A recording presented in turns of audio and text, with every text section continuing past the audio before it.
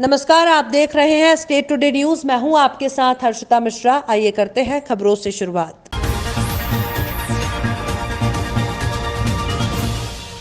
कटनी जिले में बढ़ते कोरोना संक्रमित मरीजों को देखते हुए राज्य शासन के निर्देश पर स्वास्थ्य सेवाओं को जानने के लिए सारा अमला शासकीय अस्पताल पहुंचा, जहां पर collector, SP, SDM, CS, CMHO और जिले के सभी अधिकारीगण मौजूद थे। जिला प्रशासन गंभीरता को देखते हुए पूरा अस्पताल का जायजा लिया गया। काफी कमियां पाई गई, काफी कुछ बदलाव की आवश्यकता समझ में आई। जिले में पॉजिटिव मरीजों के बढ़ने की बाढ़ सी आ गई है। तेजी से कोरोना फैल रहा है, मरीजों की संख्या बढ़ रही है, लोगों में डर फैल रहा है कहीं लॉकडाउन न लग जाए फिर से। वैक्सीन का कार्यक्रम भी तेजी से चल रहा है, लेकिन वैक्सीन के खत्म हो जाने से, वैक्सीन की कमी हो जाने से लोगों को काफी परेशानी का सामना करना पड़ रहा है, जिससे जिला प्रशासन की धज्जियां उड़ रही है। सवाल ये उठता है, ऐसे में कोरोना कैसे रुकेगा? कलेक्टर ने कड़े कदम उठाते हुए जिला प्रशासन की जागरूकता अभियान चलाया जा रहा है। मेरी सुरक्षा मेरा मास्क अभियान भी शुरू किया गया। इसके बाद भी जगह जगह मास्क लगाने वालों के चालान भी किए जा रहे हैं। सोशल डिस्टेंसिंग देखने को नहीं मिली। बाजार में जबरदस्त भीड़ का मुजाहरा है। बाजार मार्केट में भीड़ का साम्राज्य दिख रहा है। लोगों में दहशत भी है। कोरोना संक्रमित मरीज बहुत तेजी से बढ़ रहे हैं। अब जैसे कोरोना के केस बढ़ेंगे तो जिला अस्पताल जो हमारी प्राथमिक संस्था है उस पर लोड भी बढ़ेगा। हर जिले में ये स्थिति बनती है। पहले के मुकाबले, कोरोना की फर्स्ट वेव के मुकाबले इस बार एक चीज़ अलग है, वो ये है कि साथ साथ टीकाकरण भी हो रहा है। इसलिए यहाँ की व्यवस्थाओं में वो दोनों चीज़ों को अलग अलग लेके चलना बहुत ज़रूरी है, मेडिकल दृष्टिकोण से भी और व्यवस्था के दृष्टिकोण से भी। आज भी दोपहर में कुछ खबरें आ रही थी कि यहाँ भीड़ ज़्यादा हो रही है, व्यवस्थाओं में थोड़ा सा सुधार की आवश्यकता है। तो हम लोग यही देखने आए थे कि कैसे इसको और अच्छा किया जा सकता है। तो अब इस पर मंथन चल रहा है कि कुछ और केंद्र अपने शहर में बना दिए जाएँ। एनकेजी की तरफ एक बना दिया जाए, एक दो और जो ऐसे हमारे हेल्थ सेंटर हैं, जिनसे कि यहाँ की भीड़ 3-4 जगह छट जाए। तो उसको हम लोग 3-4 दिन में मुझे लगता है कर ले जाएंगे।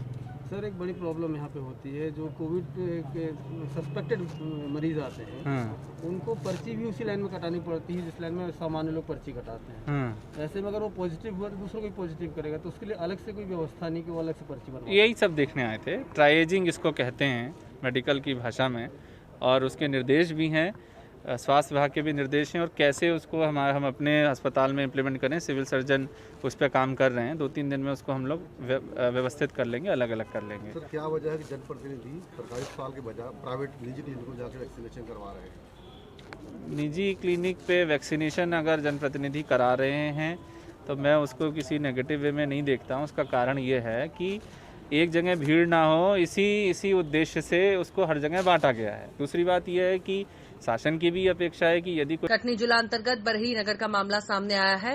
35 वर्षीय दिनेश पिता सियाराम कचेर रविवार की रात्रि लगभग 8:30 बजे घर से निकला था। रात में घर नहीं लौटा। तभी सुबह परिजनों ने ढूंढना चालू किया। तभी स्टेशन के पास एक शव पड़ा हुआ मिला, जिसकी पहचान दिनेश पिता सियाराम कचेर के रूप में हुई। लोगों ने पुलिस को जानकारी दी। मौके पर बरही थाना प्रभारी संदीप अयाची अपने स्थानीय के स्टाफ के साथ घटनास्थल पर पहुंचकर शव को कब्जे में लिया। जांच कर मौका पंचनामा तैयार कर बरही पुलिस ने मर्ग कायम कर तत्काल बरही स्वास्थ्य केंद्र पोस्टमार्टम के लिए रवाना किया। घटना की जानकारी मिलते ही पुलिस अधीक्षक मयंक अवस्थी ने स्वयं घटनास्थल पहुंचकर घटना का जायजा लिया और जल्दी आरोपियों को पकड़ने के लिए बरही थाना प्रभारी संदीप अयाची को निर्देशित किया गया। फिलहाल मौत के कारण की पुष्टि नहीं हो पाई है। वहीं परिजनों द्वारा कहा जा रहा है कि दिनेश की हत्या की गई है। थाना प्रभारी संदीप अयाची के द्वारा थाना परिसर बरही में महिला सम्मान का कार्यक्रम गत दिवस आयोजित किया गया और महिलाओं के सम्मान के लिए थाना परिसर में बैनर लगाकर हस्ताक्षर अभियान चलाया गया। पुलिस अधीक्षक कटनी मयंक अवस्थी द्वारा थाना परिसर में लगे हुए बैनर में स्वयं हस्ताक्षर कर महिलाओं के सम्मान की रक्षा करने का संकल्प लिया गया। साथ ही थाना परिसर में आए हुए और पब्लिक के साथ अच्छा व्यवहार करने के लिए, साथ ही कोरोना की गाइडलाइन का पालन करने के लिए समस्त बरही थाने के स्टाफ को निर्देशित किया गया। मौके पर तहसीलदार बरही सच्चिदानंद त्रिपाठी पत्रकारगण उपस्थित रहे। जावरा के 2 युवाओं द्वारा चलाए जा रहे पीलिया खाल स्वच्छता अभियान तूल पकड़ रहा है। एक तरफ जहां अभियान की सफलता के तहत 14 करोड़ रुपए की राशि स्वीकृत हो गई, वहीं नगर पालिका खुद युवाओं का हौसला बढ़ाने अपने अधिकारी और कर्मचारियों संग पहुंची और कल एनएसयूआई जिलाध्यक्ष पप्पू चरोड़िया और उनकी टीम द्वारा पीलिया खाल की सफाई करते नजर आए। और अभियान के संचालक आचार्य विजय दगदी और लखन ने जनता से विनती की है कि केवल 14 करोड़ रुपए स्वीकृत होने से ये नदी स्वच्छ नहीं हो सकती। अगर इसे स्वच्छ करना है तो हमें आप सभी जावरा वासियों का सहयोग चाहिए। उन्होंने बताया कि एक समय था कि पीलिया खाल के स्वच्छ जाल से जागनाथ बाबा का अभिषेक होता था। हमें दोबारा यह स्थिति लाना है कि बाबा जागनाथ का दोबारा पीलिया खाल के स्वच्छ और पवित्र जल से अभिषेक हो, और वो केवल शासन के बस में नहीं है। ये जनता को भी समझना होगा कि हम नदियों में कूड़ा कचरा ना फेंकें। आप किस विषय में आए?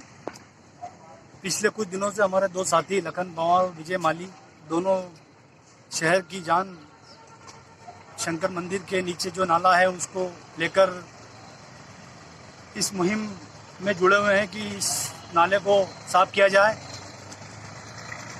अभी कुछ दिनों पहले शासन ने 14 करोड़ की राशि स्वीकृत की है, पर मुझे नहीं लगता कि उस राशि से इस नाले को साफ किया जाएगा।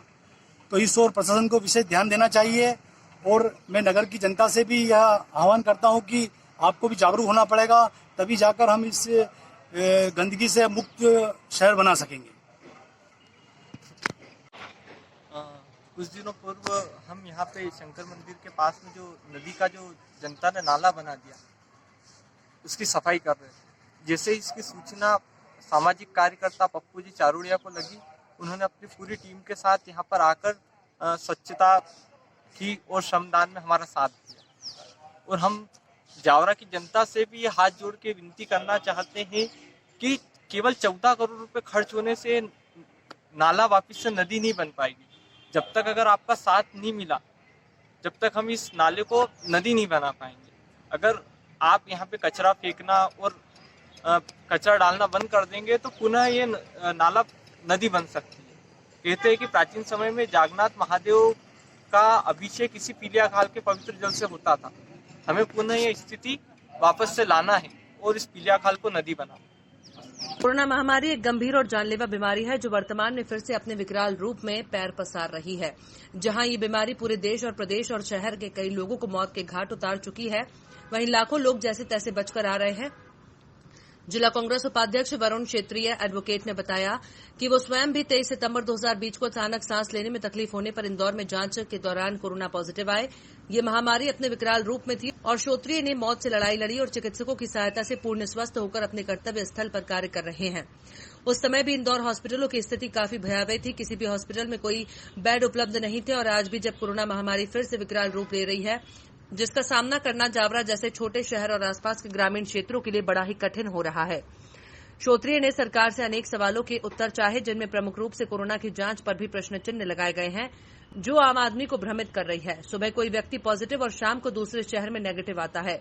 ये जांच पर सवाल उत्पन्न करता है। दूसरा, कोरोना वायरस के टीके लगवाने पर भी सरकार की नीति स्पष्ट नहीं है। कभी उम्र का बंधन तो कभी बीमारी वालों की जांच के बाद टीके और उम्र का प्रतिबंध हटाकर 45 वर्ष से अधिक लोगों के टीके का आदेश जारी करना शासन के ठीक ऊपर सवाल पैदा करता है। साथ ही टीके लगने के बाद भी अनेक नागरिक और चिकित्सक पूर्ण पॉजिटिव आ रहे हैं, जो गंभीरता से विचार करने योग्य है। जहां उपरोक्त सवालों के सामान्य व्यक्ति, क्षेत्र के जनप्रतिनिधि और चिकित्सक भी परेशान हैं। श्रोत्री ने आगे बताया कि वर्तमान में जावरा क्षेत्र के अनेक लोग कोरोना वायरस से ग्रसित होकर रतलाम और इंदौर के इलाज के लिए अस्पताल तलाश रहे हैं, लेकिन किसी भी चिकित्सालय में उन्हें भर्ती नहीं किया जा रहा। कहीं भी रूम या पलंग उपलब्ध नहीं है। सारे हॉस्पिटल पैक हैं। ऐसे हालात में श्रोत्रिय ने शासन में बैठे समस्त जवाबदारों से तुरंत जावरा में लंग्स से संबंधित चिकित्सक, पल्मोनोलॉजिस्ट की नियुक्ति की जाने और रेमडेसिविर इंजेक्शन की व्यवस्था शासन की गाइडलाइन अनुसार नियत दामों में लगाने की व्यवस्था की। मैं कांग्रेस पार्टी से जुड़ा हुआ हूँ और कांग्रेस पार्टी कार्यकर्ता के रूप में कार्य कर रहा हूँ। वर्तमान में मैं जावरा किराना व्यापारी एसोसिएशन का सचिव भी हूँ और सामाजिक संगठनों से जुड़ा हुआ हूँ। अभी एक ज्ञापन आपने प्रेषित किया है, क्या मामला है पूरा उस ज्ञापन? वैसे तो मैं आपको बता दूं कि वर्तमान में जो कोरोना महामारी चल रही है वो अपना विकराल रूप धारण उसने कर लिया है और मात्र हम 34 किलोमीटर दूर रतलाम से। रतलाम में काफ़ी संख्या में मरीज आ रहे हैं और जावरा में भी ऐसी स्थिति ना बने, उसके लिए हमने पहले से प्रयास प्रारंभ किया और उसी कड़ी में हमने एक छोटा सा प्रयास किया है, वो जावरा जनता के हित में है। किस को ज्ञापन प्रेषित किया? हमने राज्यपाल महोदय के नाम एक ज्ञापन हमारे कांग्रेस के वरिष्ठ नेता भाई वरुण क्षेत्री के नेतृत्व में उन्हीं के लेटर पर बनाकर हमने राज्यपाल महोदय के नाम संबोधित नाम एक ज्ञापन यहाँ पर प्रशासन के तहसीलदार साहब को हमने दिया और हमारे जावरा क्षेत्र के सम्मानीय विधायक उनको भी उनके निवास स्थान पर जाकर हमने ज्ञापन दिया। सबसे मजबूत बात इसमें यह है कि आपने कांग्रेस के होते हुए भी बीजेपी के विधायक को ज्ञापन दिया है। पहला ऐसा मामला सामने है, क्या विधायक स्तर का ये काम है, क्या वो पूरा कर पाएंगे? उन्होंने देखिए ये जनहित का मुद्दा है और विधायक सक्षम है और विधायक जी के माध्यम से ये बात हमारी ऊपर तक पहुंचेगी और निश्चित ये जावरा के क्षेत्र की जनता हित में हमने बात कही है तो हमारी पार्टी का कोई प्रश्न उठता ही नहीं है। विधायक साहब ने कोई आश्वासन आपको दिया? उन्होंने कहा है कि मैं आपकी मांग वाजिब है और निश्चित ये जावरा के हित में है और मैं इससे संबंधित से चर्चा करके प्रयास करूँगा। जावरा पुलिस को मुखबिर से सूचना मिली थी कि 3 अप्रैल को बस स्टैंड के समीप एक संदिग्ध घूम रहा है जिसके पास अवैध मादक पदार्थ हो सकता है।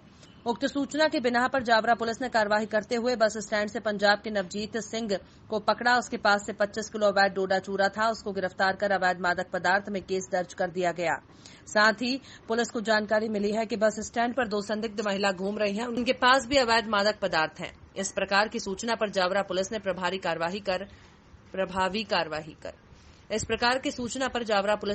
कार्रवाई कर 2 महिलाओं को पकड़ा जिनके पास से लगभग 16 किलो डोडा चूरा जब्त किया। ये दोनों महिलाएं पंजाब की रहवासी थी जिनका नाम रेशमा और लुच्छो है।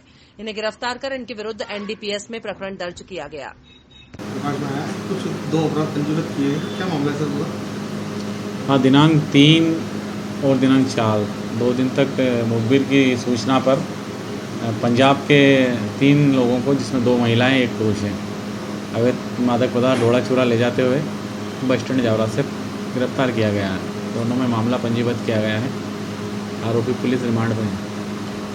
कितनी क्वांटिटी में क्या पकड़ा गया है? नवजोत सिंह से 25 किलो डोडा चूरा 2 बैग में जब्त हुआ था और 2 महिलाएं हैं उनसे 2 बैग जब्त हुए, जिसमें एक में 10 किलो और एक में 6 किलो करीब डोडा चूरा जब्त हुआ। सर, काफ़ी संगीन अपराध है, इसमें इनके ऊपर कोई पुराने पूर्व में कोई मामले पंजीबद्ध हुए हैं, कोई आपराधिक श्रेणी में? इनके आपराधिक रिकॉर्ड के बारे में पंजाब से जानकारी ली जा रही है और रहा सवाल जहाँ तक कि ये डोडा चूरा जहाँ से लाए थे वो सीतामऊ का तमोलिया गांव है, वहाँ तक हम पहुँच गए हैं। वहाँ पे हमने एक लड़के को, प्रकाश कुमावत को गिरफ्तार भी कर लिया है। दूसरा बंदा जिसमें जो है राजेश कुमावत, उसके लिए प्रयास जारी है।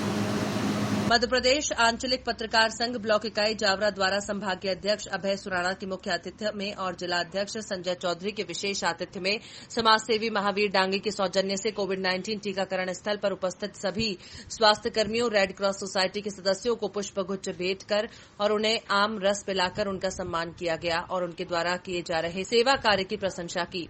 इस अवसर पर ब्लॉक अध्यक्ष मोइन खान, महासचिव राजकुमार हरण, वरिष्ठ पत्रकार नाहरू मोहम्मद, कीर्ति वर्रा, नाहरू भाई बंशीलाल, पोरवाल आदि पत्रकार गण उपस्थित थे। सभी पत्रकार साथियों ने स्वास्थ्य कर्मियों और स्टाफ सदस्यों को पुष्प गुच्छ भेंट किए। इस अवसर पर वरिष्ठ चिकित्सक और पूर्व मेडिकल ऑफिसर डॉक्टर प्रकाश उपाध्याय भी विशेष रूप से उपस्थित थे। आंचलिक पत्रकार संघ जिला इकाई एवं ब्लॉक इकाई के द्वारा आज जो कोविड-19 टीकाकरण स्थल पर जो स्वास्थ्य कर्मचारी एक लंबे समय से अपनी सेवाएं दे रहे हैं, वास्तविकता में सराहनीय और प्रशंसनीय है। और हम लोगों ने एक प्रयास किया छोटा सा कि आज इन सबको पुष्प गुच्छ भेंट कर उनको आमरस पिलाया और प्रयास अब हम इसरत रहेंगे कि हर सप्ताह इन्हें कुछ न कुछ इस ढंग से हम, ताकि इनका हौसला अफजाई भी हो और हम सबको भी अच्छा लगे। कोविड टीकाकरण को लेकर भी आपने कुछ प्रश्न बनाए? जी। कोविड टीकाकरण वास्तविकता में शासन द्वारा जो आयोजन किया जा रहा है वो बहुत सराहनीय है और इसके अंदर जो अफवाह फैल रही है उन पर ध्यान न दे और हर व्यक्ति को, जो अभी उम्र सीमा 45 और 45 ऊपर रखी गई है, इसके अंदर हर व्यक्ति को आकर अपना टीकाकरण सुनिश्चित करना चाहिए। जो गाइडलाइन शासन की है उसके अनुसार ये कार्य बहुत मुस्तैदी से और जितना जल्द हो सके परिवार के जो भी सदस्य 45 ऊपर हैं, मैं आंचलिक पत्रकार संघ के संभागाध्यक्ष के नाते आप सभी से अनुरोध करता हूँ कि वे अधिक से अधिक संख्या में आकर इस टीकाकरण कार्यक्रम में अपनी सक्रिय सहभागिता निभाएं। जावरा भारतीय जनता पार्टी का स्थापना दिवस लोकप्रिय विधायक डॉक्टर राजेंद्र पांडे और भाजपा कार्यकर्ताओं की उपस्थिति में चौपाटी गांधी उद्यान पर मनाया गया। इस अवसर पर मीसाबंदी मधुसूदन जी जायसवाल, जनसंघ के पूर्व अध्यक्ष दीनदयाल मेहता का साफा, शॉल, श्रीफल भेंट कर सम्मान किया। गांधी प्रतिमा पर माल्यार्पण, पौधारोपण और कोरोना जागरूकता अभियान, मास्क वितरण किया गया। दुर्गा माता मंदिर पर आरती कर आशीर्वाद लिया। इस दौरान जायसवाल और मेहता जी ने अपने समय के कार्य का अनुभव साझा कर पश्चिम बंगाल चुनाव के लिए जावरा क्षेत्र से निवासरत बंगाली परिवारों में जाकर उनके बंगाल निवासी रिश्तेदारों को भाजपा के पक्ष में मतदान कर भाजपा की विजय का संकल्प लिया गया। और इस प्रसंग पर, इस स्थापना दिवस पर जावरा नगर मंडल के द्वारा यहाँ पर एक सम्मान समारोह कार्यक्रम आयोजित किया, जिसमें वृक्षारोपण, मास्क वितरण, हमारे जो आदरणीय अग्रज रहे जनसंघ के यहाँ के नगर के अध्यक्ष आदरणीय दीनदयाल जी मेहता, उनका सम्मान।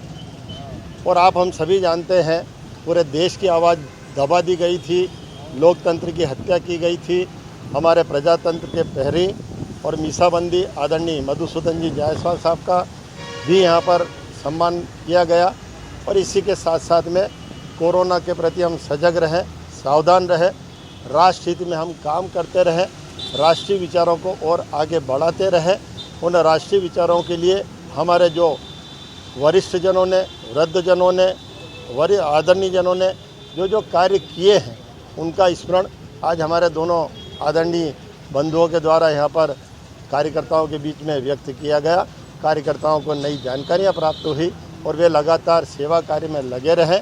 और जैसा कि यहाँ पर एक संकल्प भी लिया गया है कि क्षेत्र भर में अगर पश्चिम बंगाल से जुड़ा हुआ कोई परिवार, व्यक्ति या रिश्तेदार हो, उनसे भी हम आग्रह करेंगे कि वे वहाँ पर भारतीय जनता पार्टी को अपना समर्थन दें, भारतीय जनता पार्टी में अपना मत का दान करें और इस राष्ट्रीय कार्य में अपनी आहुति प्रदान करें। इस तरह के स्थापना दिवस के कार्य में हमने यहाँ पर कार्यक्रम आयोजित किए हैं। आशय ये है, कई लोग निश्चित रूप से कार्यवश भी, भूलवश भी और जल्दबाजी में भी मास्क होने के बावजूद भूल करके आ जाते हैं। बाज़ार में आने के बाद में संक्रमण की स्थिति बनती है, बन सकती है।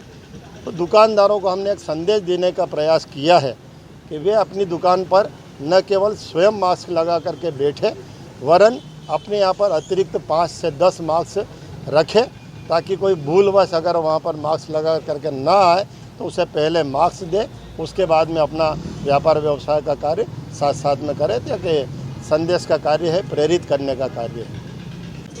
दीनदयाल मेहता। आज क्या कुछ कार्यक्रम?